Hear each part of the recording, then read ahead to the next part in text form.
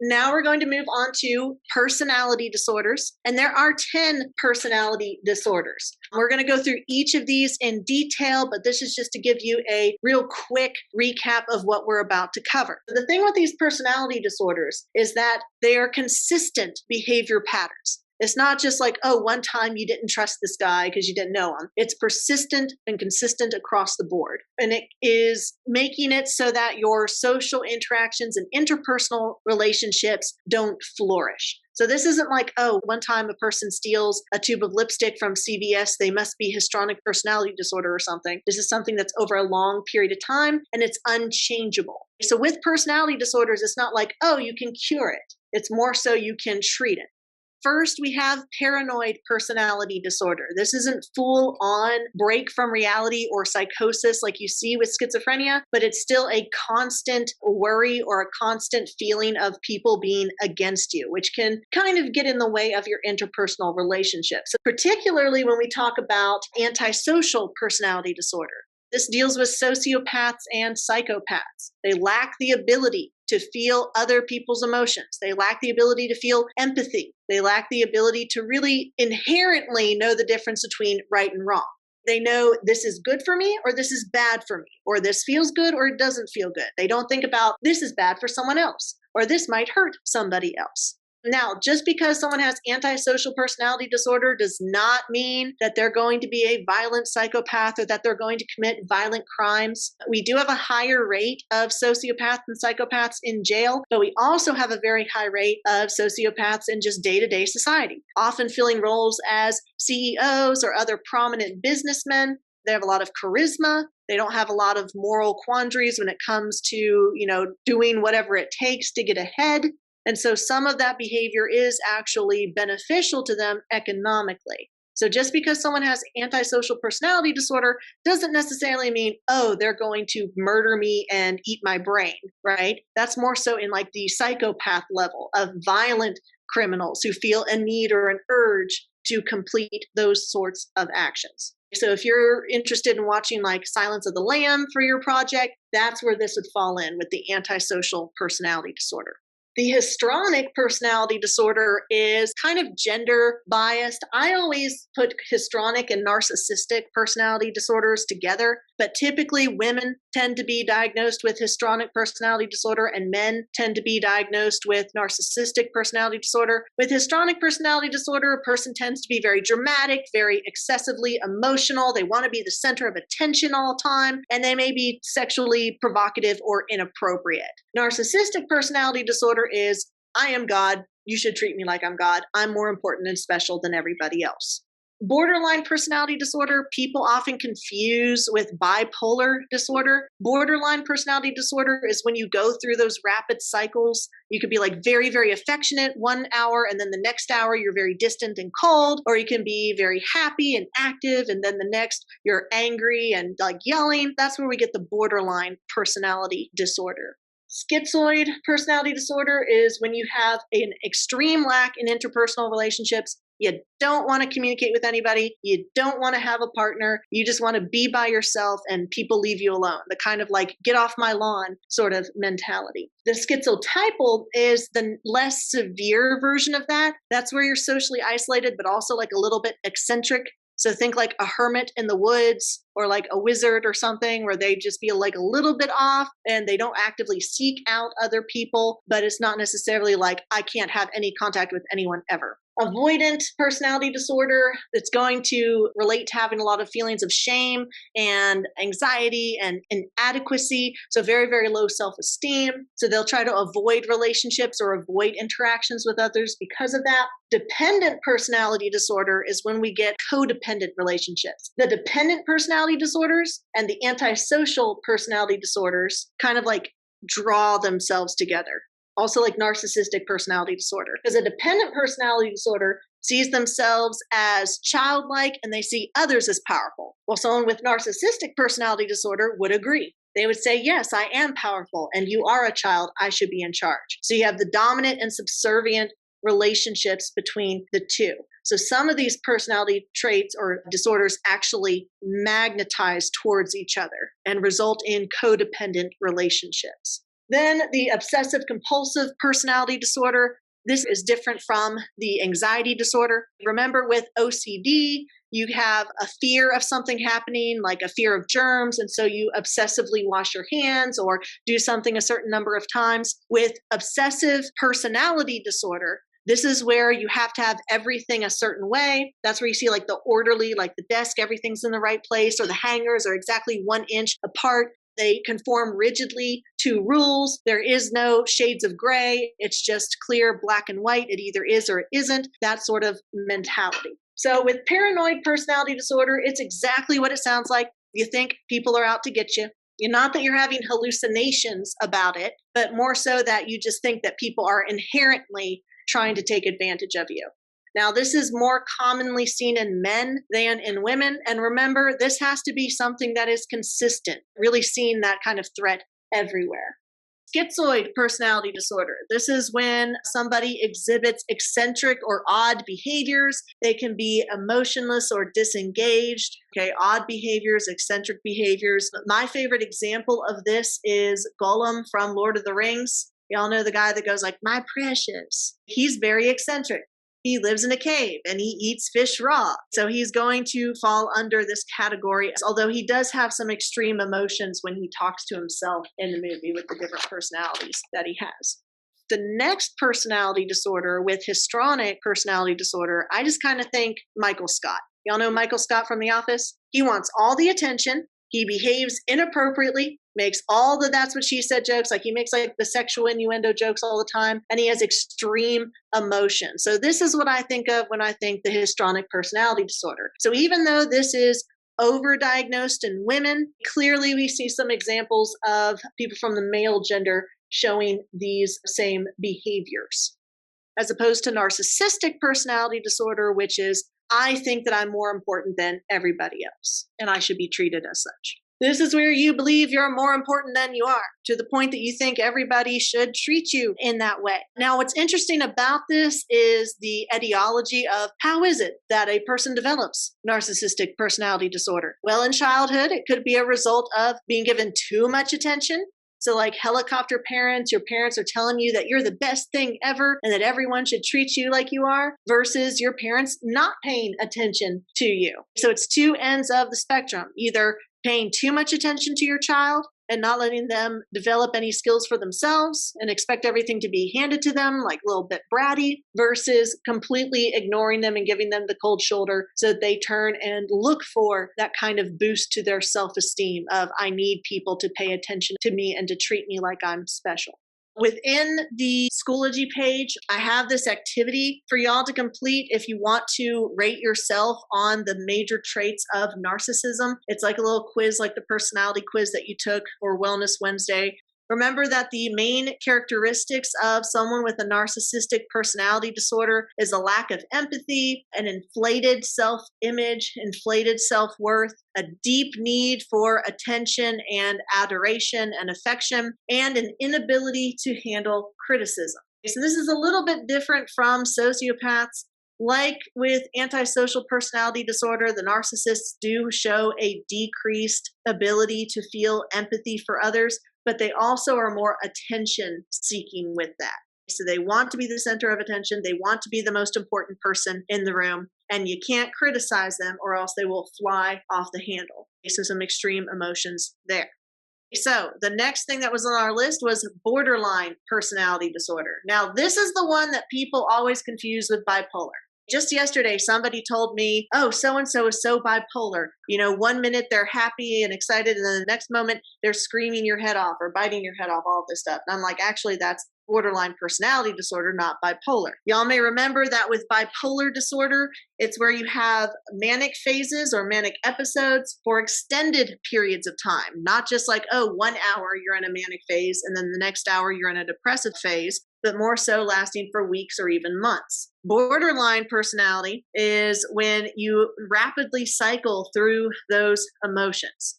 So with this, you have instability in your relationships. It's profound instability in your affect, meaning your emotions, instability in your self-schema or your sense of self, and instability in your relationships. Particularly, people with BPD cycle back between devaluation and idealization, meaning that in the idealistic phase, they put people up on a pedestal and they think that they're awesome and they're all lovey-dovey, love bombing and all of that. Then they move to the devaluation stage of the relationship, where they start treating that significant other like they're not important. Okay, so moving back and forth. So if you're in a relationship with someone with untreated borderline personality disorder, then you may have that Jekyll and Hyde sort of relationship where 1 minute things are great and then the next minute things are tense and you're walking on eggshells. People with BPD also tend to have poor self-esteem, which leads to a high propensity for self-harming behavior.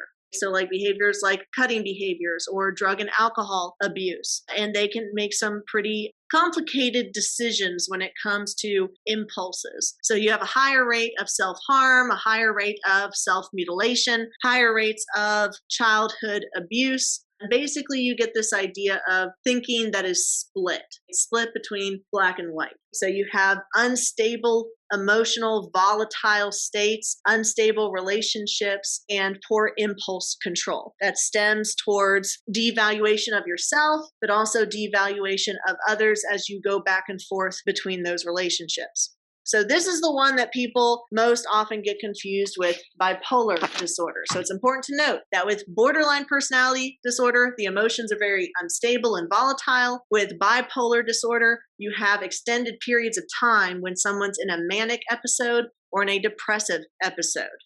The other personality disorder that we're going to cover is antisocial personality disorder. Now, a lot of people get this confused by saying that, antisocial means like you're an introvert or you're shy. That is not at all what antisocial personality disorder means. This disorder is when you lack the ability to feel empathy or sympathy for others. What's the difference between sympathy and empathy?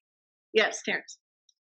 Exactly right. Sympathy is when you know that something bad has happened to that person, so you're sorry that it happened, but you may not know what that experience is like.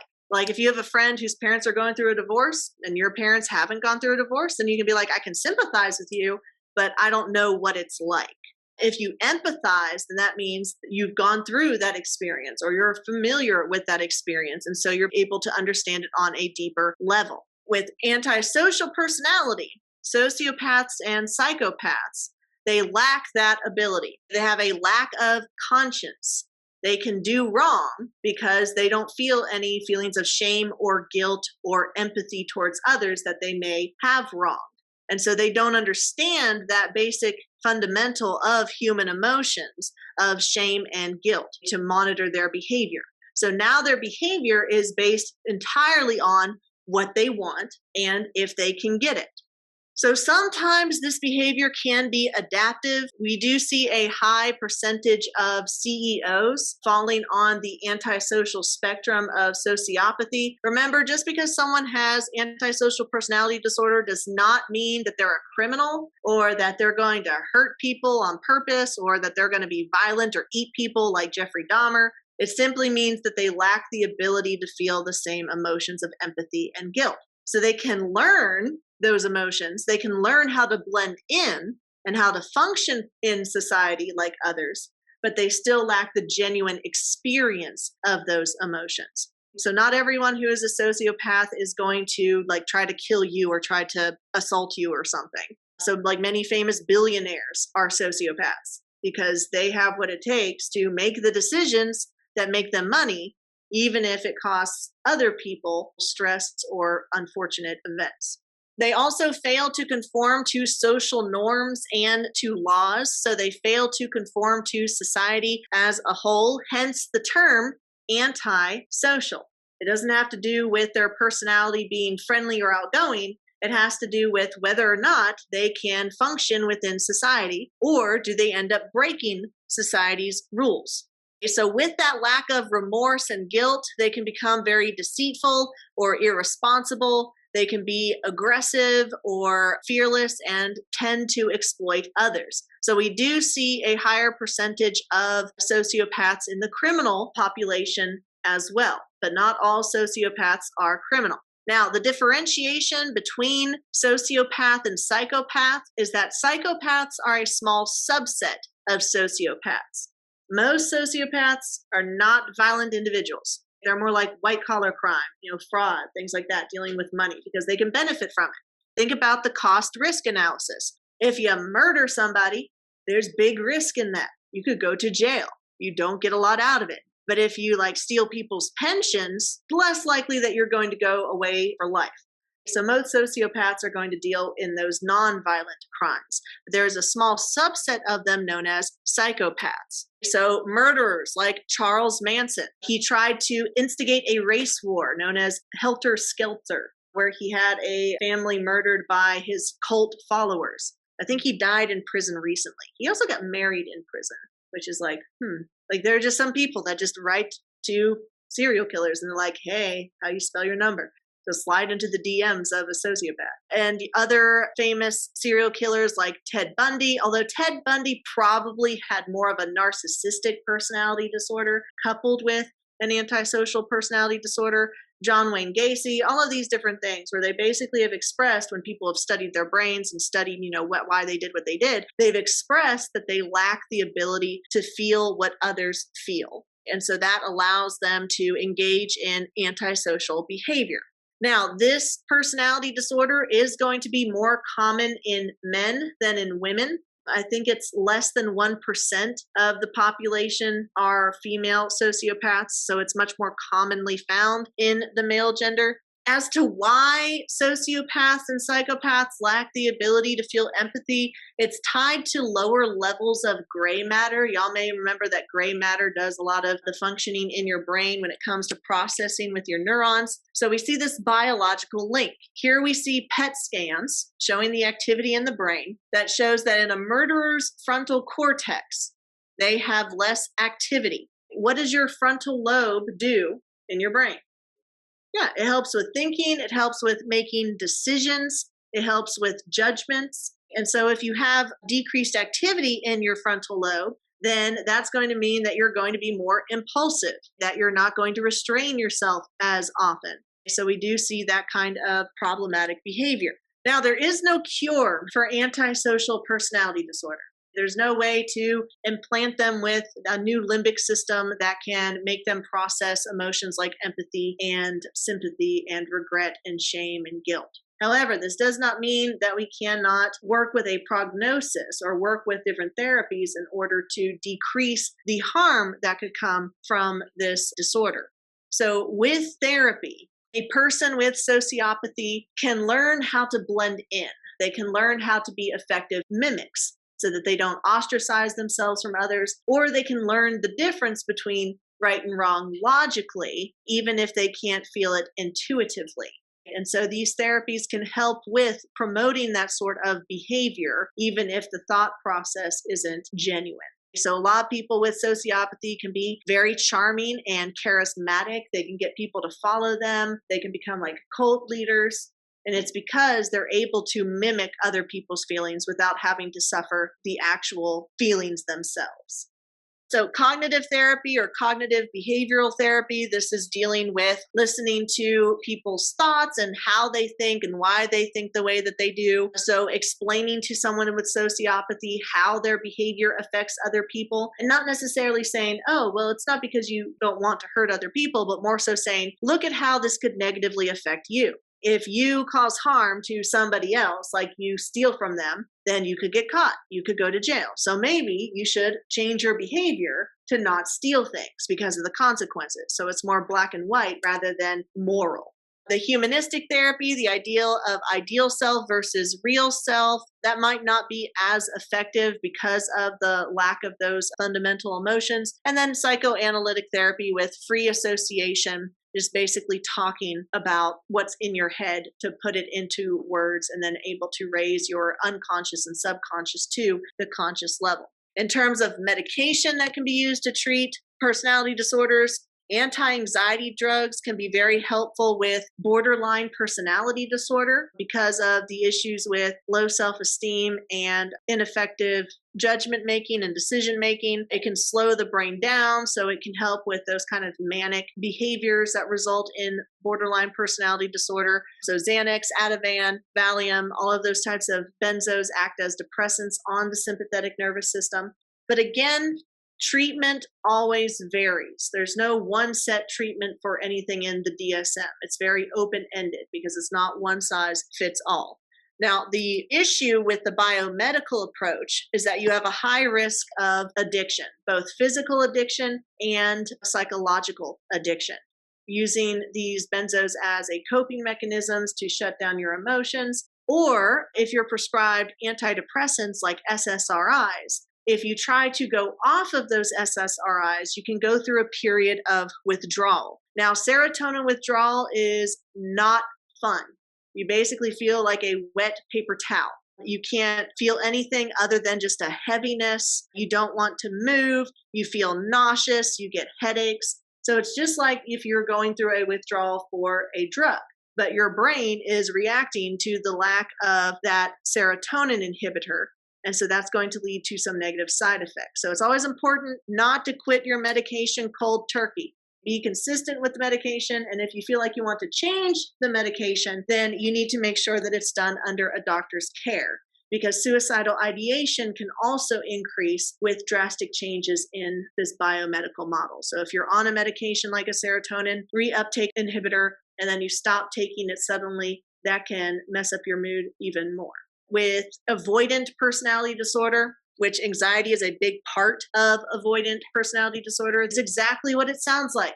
They avoid contact with other people. Now, it's not because they want to be alone. It's not because they hate other people or they don't want to have relationships with other people. They want to interact with others, but they don't because they fear looking foolish or they fear being rejected. So it's this fear of rejection. It's these feelings of inadequacy that leads to their behavior of closing themselves off from others. So anxiety is a major symptom of this particular personality disorder.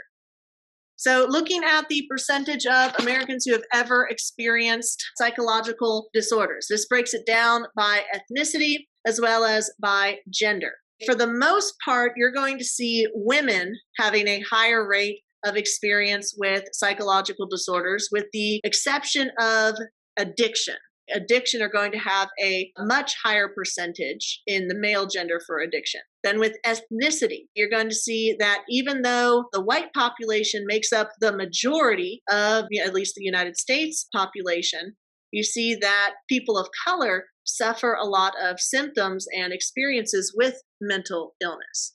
This could be a sociocultural model. If you look at things like alcohol abuse, dependence, or anxiety, phobias, all of that could relate to having to deal with the stressors of racism or socioeconomic inequality. So that could play a role in the social cultural model of things like depression and anxiety. So is there anything interesting that you note on this chart as it relates to the differences in gender and ethnicity? One thing that I found interesting was looking at the antisocial personality disorder, the difference between men and women. 4.5% of the male population has been diagnosed with antisocial personality disorder, compared with 0.8% of women that have been diagnosed with antisocial personality disorder.